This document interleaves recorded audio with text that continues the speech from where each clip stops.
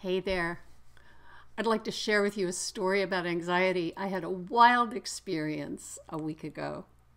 I started to have an anxiety attack in the middle of the afternoon. I was running errands and I felt my solar plexus begin to tighten and I felt my heart begin to race.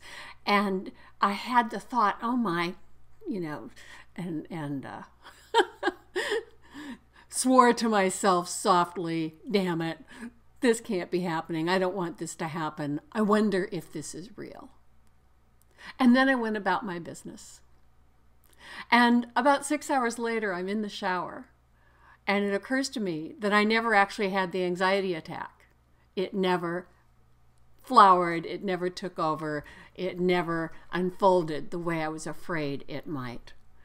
And the reason I'm sharing it with you is because it's such a great illustration of the transience and flow of experience, that our experience is always coming to us via thought. Now, I wasn't conscious of anything in particular that was making me anxious, but we have so many thoughts going through our minds at any given time. We're only conscious of a fraction of them. And I certainly didn't get up that day intending to be anxious. If I were in control of the flow of my thoughts, it never would have happened. But it did. Still, here's the deal. Even though those sensations were quite intense, and I had the thought, I wonder if this is real, I know that thought is inherently fleeting.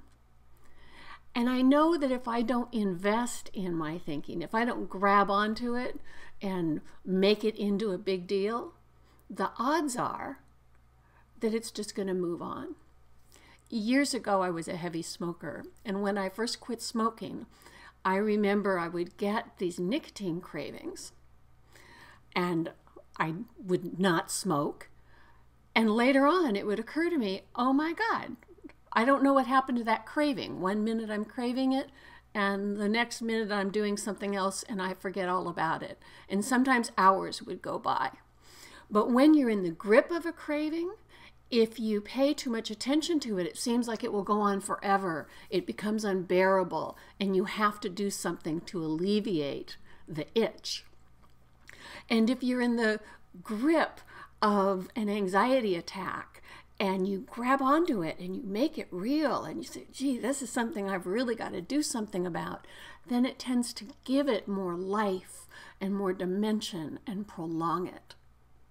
So I invite you to be curious and to notice how thinking comes and goes, to notice how one moment you're deep in your stuff and a few hours later it's like, did that really happen?